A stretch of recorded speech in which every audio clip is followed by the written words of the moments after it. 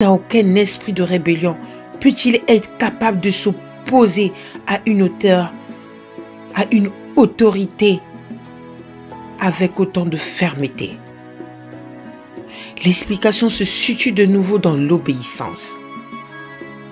Joseph est obéissant à la loi morale, obéissant à Dieu. Il le dit explicitement. Comment pourrais-je accomplir un aussi grand mal et péché contre Dieu? C'est parce qu'il obéit à la loi morale qu'il refuse d'obéir à la femme de Potiphar. Mes frères et sœurs, ce que nous devons retenir dans cette histoire, c'est l'obéissance. L'obéissance qu'avait Joseph.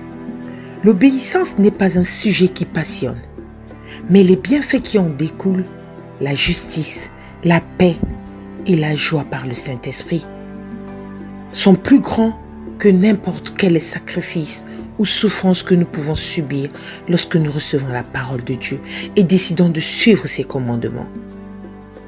Mes frères et sœurs, retenons qu'à l'amour de Dieu consiste à garder ses commandements.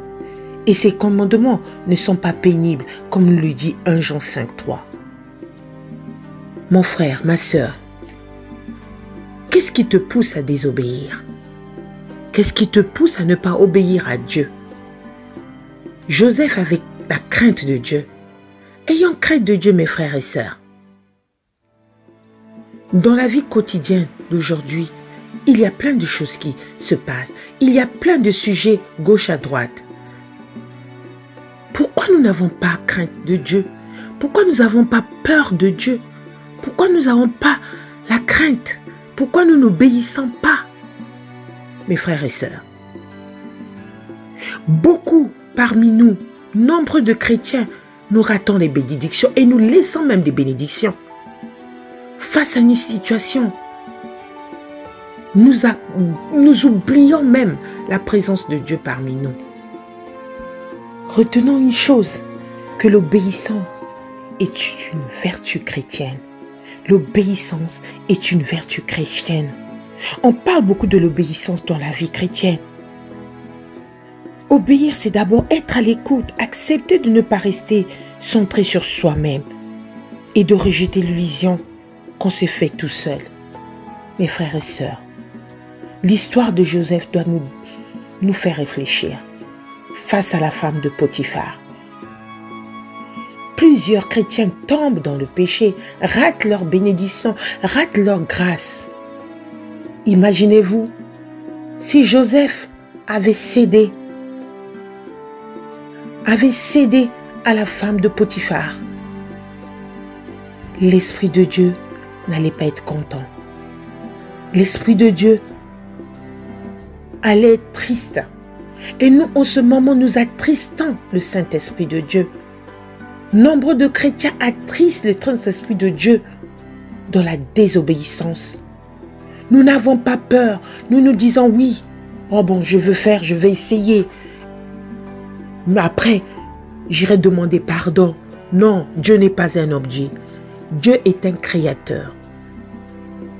C'est un créateur. C'est pas le fait qu'il a envoyé son fils Jésus-Christ mourir sur la croix pour nous que nous devons jouer avec son esprit.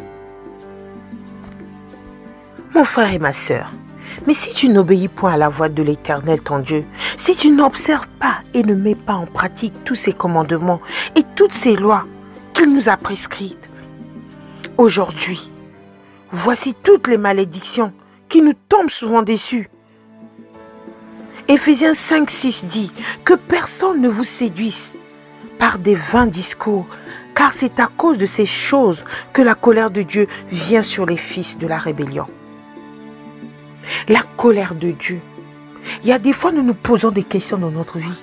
Oh mon Dieu, qu'est-ce que nous avons fait? Pourquoi nous sommes ainsi? Mais quelque part, n'as-tu pas désobéi à Dieu? Dieu n'est pas un objet. Dieu est un esprit. Dieu, c'est lui qui a créé ce monde. Notre Dieu est grand, puissant et redoutable.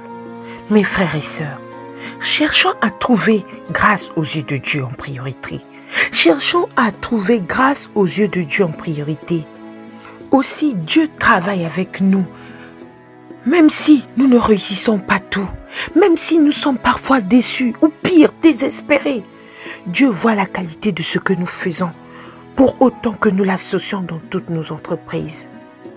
Mes frères et sœurs, obéissons à Dieu. L'amour de Dieu nous donne belle allure et nous pouvons devenir agréables à le regarder si nous obéissons. 1 Samuel 12, verset 15 nous dit: mais si vous n'obéissez pas à la voix de l'Éternel, et si vous êtes rebelles à la parole de l'Éternel, la main de l'Éternel sera contre vous, comme elle a été contre vos pères. Voici la méditation du jour. La voix de l'Éternel. Écoutez la voix de l'Éternel. Et si vous êtes rebelles à la parole de l'Éternel, et si vous désobéissez à la parole de l'Éternel, la main de l'Éternel sera contre vous, comme elle a été contre vos pères. Que Dieu nous bénisse tous.